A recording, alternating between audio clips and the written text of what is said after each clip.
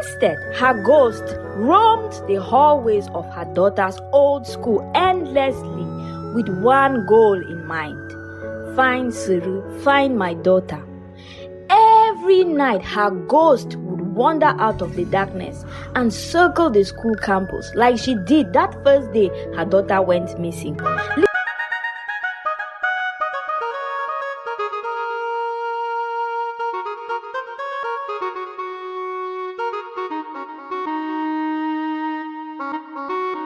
Once upon a time, in a town called Bamenda, there lived a woman named Manka'a. Manka'a was kind and loved by everyone. She was the wife of a pastor, a well-respected man in town, and people often commented how well he treated her. He showered her with love and affection and attended to her every need. From the outside, it seemed like Manka'a had it all: a loving husband, a nice house, cars, fancy clothes, and jewelry. But she was not as happy as she pretended to be in public.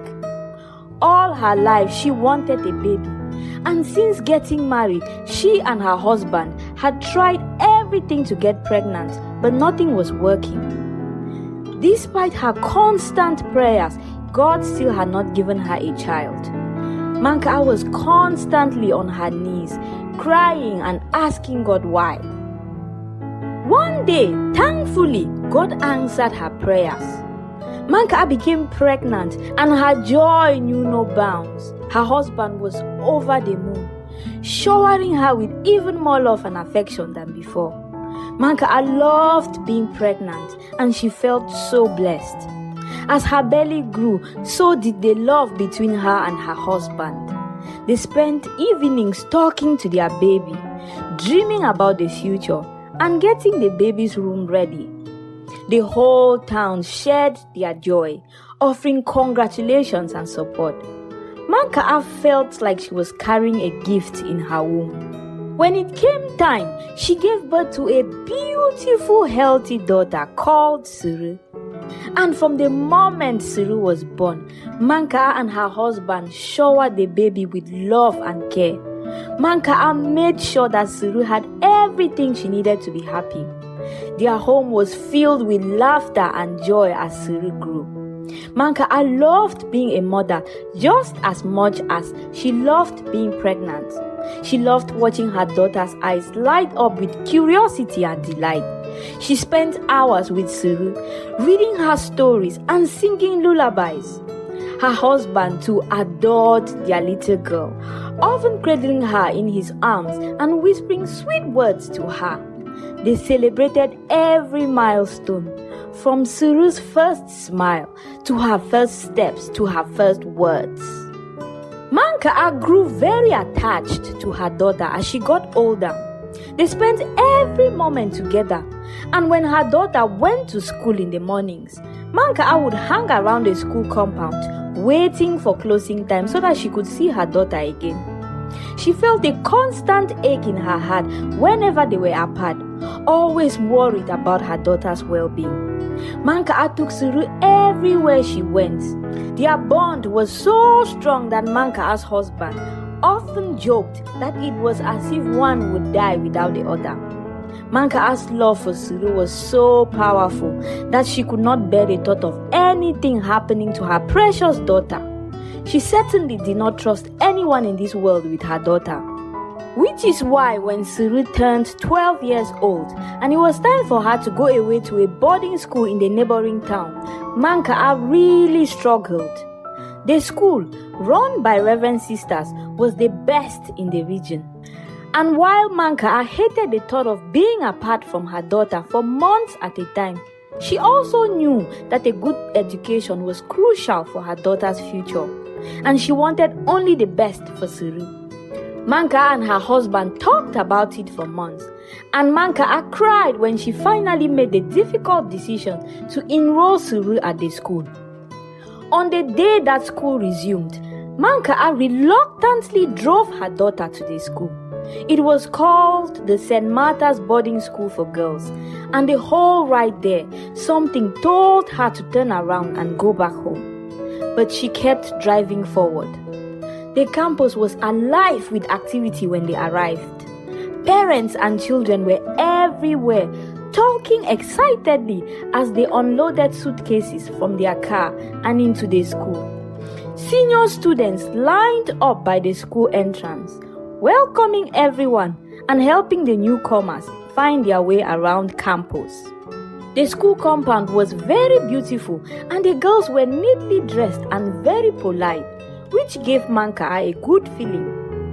When everyone was settled in and it was time for the parents to leave, Manka'a hugged her daughter tightly. She stood by the school gate, tears running down her face as she watched Suru follow the senior girls into the campus. She watched Suru disappear around a bend, happily chatting with her new friends. Manka'a fought the urge to run after her daughter, grab her and take her back home where she belonged. But Manka'a also knew that she had to let go.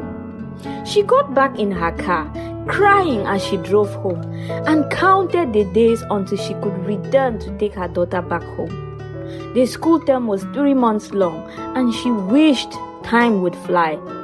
She spent those 3 months having constant nightmares and calling the Reverend Sisters weekly to check on her daughter, who seemed to be doing just fine.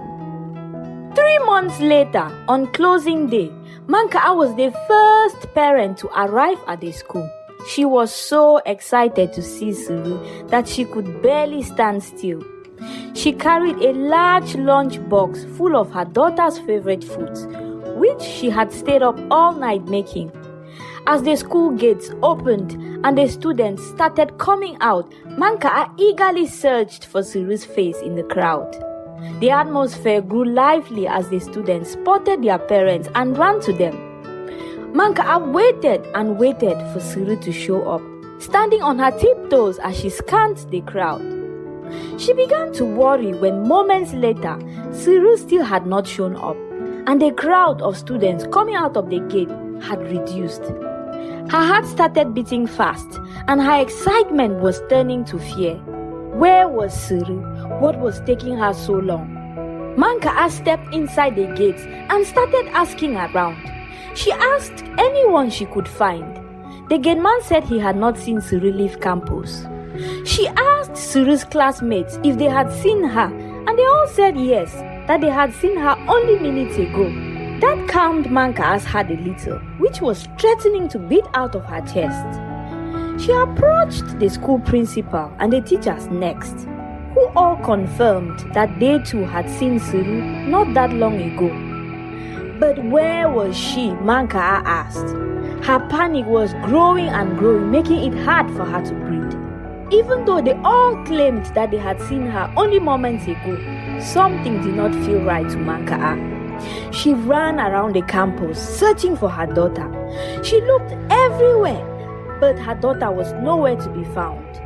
The school authorities soon joined in, searching every inch of the school, yet no one could find Suru. Manka'a's worst nightmare had come true. Where was her daughter? She carried her hands on her head and paced. She could not breathe. People were talking to her, but she could not hear anyone. This could not be happening to her. She closed her eyes and prayed that the nightmare would be gone by the time she opened them. But when she opened her eyes, Suru was still missing. It was getting dark at this point, and the school principal suggested that they should all go home and continue the search the next day. That was when Suru lost her mind. She started screaming at the principal. How could the principal suggest such a thing? What if her daughter needed her? This was all the principal's fault. Her daughter was missing because of their negligence. They were going to pay. She will make them all pay if they did not find her daughter soon. She spent that night at the school, and all night Manka'a circled the school compound, calling out to her daughter, hoping she would hear her. She checked under the benches and looked behind the buildings, hoping that her daughter was hiding there, playing hide and seek. But by morning, she still had not found Suru. Her husband, who had been on a business trip, arrived at the school the next morning. He was just as heartbroken. Manka'a tried to speak, to explain what had happened to her husband, but her voice failed her. She tried to cry, but her tears had all dried up from crying the whole night. Without knowing where her daughter was, she felt empty inside. She felt like a deflated balloon. Another minute spent without her daughter, she just wanted to lie down and die. She followed her husband home reluctantly. The police were all over the campus now looking for Siri, and there was nothing Manka and her husband could do other than go home and wait. Manka prayed that it was all just a nightmare. But it was no nightmare. One day turned into 2, then a week, and still no sign of Siri. Manka and her husband called in every favor they had and used every service at their disposal. But Siri was still nowhere to be found. She had simply vanished. There was no trace, no clue, nothing, and it made no sense. How did a 12-year-old girl disappear without anyone seeing her? Everyone was puzzled.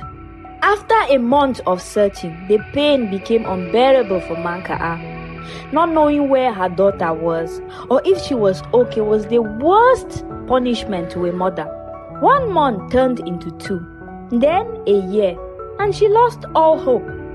With each day that passed, she lost the will to live. Her husband did everything to keep her spirits up, but she no longer felt connected to the world like she did when she had her daughter. She stopped eating and taking care of herself, and eventually she fell ill. One day she simply died from heartbreak, unable to live in a world without her daughter.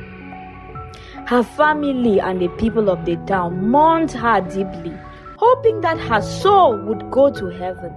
And to ensure it, they buried her in her favorite shoes, a pair of pointy red high heels her daughter had picked out for her as a birthday gift. But Manka's soul did not go to heaven like her family and the people of the town had hoped. She did not go to hell either. Instead, her ghost roamed the hallways of her daughter's old school endlessly with one goal in mind: find Siri, find my daughter. Every night her ghost would wander out of the darkness and circle the school campus like she did that first day her daughter went missing, lifting objects and dropping them, checking under benches and peeking behind buildings. At midnight on the dot, feeling frustrated about not being able to find her daughter, she would walk into the girls' dormitories, stopping by each girl's bed to check if the girl sleeping there was Siri. She lingered in Siri's old dormitory, spending longer by the bed her daughter once slept in, touching the girl's face who now slept there, whispering her name, and then sighing with disappointment when the girl did not answer. And then she would walk out, only to return the next day. The students of St. Martha's, of course, did not know this story I just told you. They had no idea who Manka was or what her backstory was. All they knew was that there was a ghost haunting their school, and they called it Crush Crush because of the sound the ghost's shoes made when it walked into their dormitory. They never saw the ghost's face or figure. They only saw blood-red high heels walking up and down the dormitory without feet in them. The girls were terrified of the ghost, and it had even become the norm that everyone was to be asleep before midnight just to avoid hearing the ghosts. Complaints had been made to the teachers and parents, some students begging to be sent to another school, but no one believed them. The grown-ups all thought that they were imagining things. One girl in particular, called Lu. Take note of this girl I just mentioned, because she is the one who will help us figure out what happened to Siri, the missing girl. Lu was occupying the bed that used to belong to Siri, and because of this, she felt more haunted by the ghost than anyone else at the school. While the ghost would only briefly visit the other girls' beds, it lingered by Lu's bed for minutes, sometimes up to an hour, touching her and whispering to her. This made Lum very uncomfortable, and it kept her from sleeping at night. She wanted it to stop. She desperately wanted the ghost to stop touching her and whispering to her. So one day, Lum gathered 2 of her friends, and they all decided to talk to the ghost. The plan was to ask the ghost what it wanted and find a way to appease it, hoping it would stop haunting their school and making their lives miserable. One night, Lum and her 2 friends waited up until midnight when everyone else was asleep. They were scared out of their minds because none of them had any experience dealing with ghosts, but they were desperate enough to try. The ghost's nightly visits were driving them crazy. Actually, Lum knew exactly what she was doing. She had a unique background that none of her friends knew about. Her father was a Catholic priest and an exorcist, but no one knew this because priests were not supposed to have children. Surprisingly, Lum had a good relationship with her father. They met up in secret regularly, and he had taught her many things, including how to contact spirits.